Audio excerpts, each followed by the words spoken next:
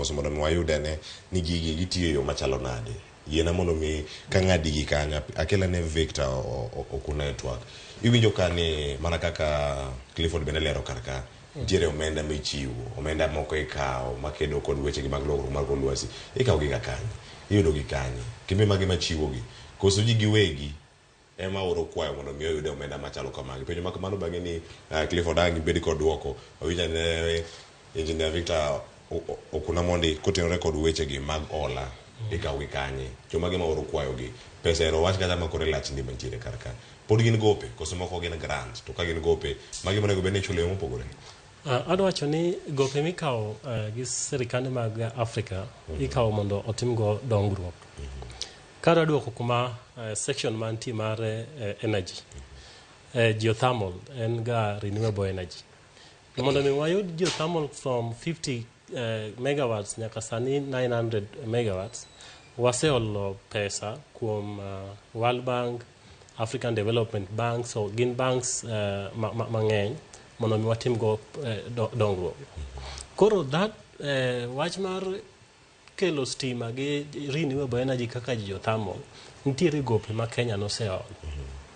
Sama watiyo gi renewable energy mowuok Kengen Olkaria waduoko chien tiyo gi wang'o fuel makelo iro miluongo ni carbon. Koro gope gi ema ne countries head of states ma Africa ne kwayo ni mondo wabed gi restructure.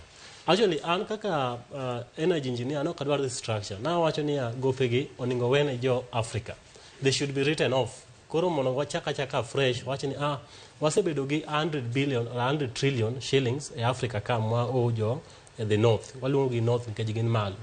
Wano kwayo gi ni mondo mi wabed gi restructure mondo mi wakony Africa gope yo oningo wene Africa mondo mi Africa ochak from chakre nono, I mean from zero. Wane to koro ere kaka dang wakonyere kiwan mokwaolo gowi. To kapod wan gi gope gi interest ma gope gi ng'eny seriously. Koro kata kodwa mana kedo gi kor lwasi to ok wadhi nyalo nikech pod wan gi burden mar duoko gope manwase kawo. Koro sani wan e Kenya ka wan gi 9 trillion kada wa give example 9 trillion modani mondo waduoki. That 9 trillion ben wadani mondo wamany pesa modo kedo godo gi midhiero mar kor lwasi mondo mi wakaw gi ite mwakony ok dhi konyo. Koro mwakwayo ni ochopo sama koro wakwayo the North African, I mean the North countries, the developed, ni mondo gikaw debts mag Africans te mondo giruchi mondo wachaka fresh. Kapod wacho gi mano the call mokwongo mar manyojo African states owacho ni wadwaro ni mondo wabed gi acceleration towards zero carbon emission. Carbon en iro migolo kopo ni wawang'o fuel, fossil fuel. Mondo mi wabed gi acceleration no wadhi dwaro pesa mang'eny seriously mondo wakete solar, mondo wakete geothermal, mondo wakete wind.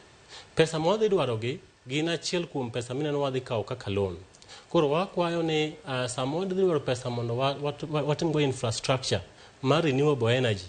Loans man wasekawo chon ka mamiyo ok wanyal dongore. Instead of bedo gi restructure when wa loans gi mondo wachak afresh. Mage gik mantiere karkacha bende ka irange Clifford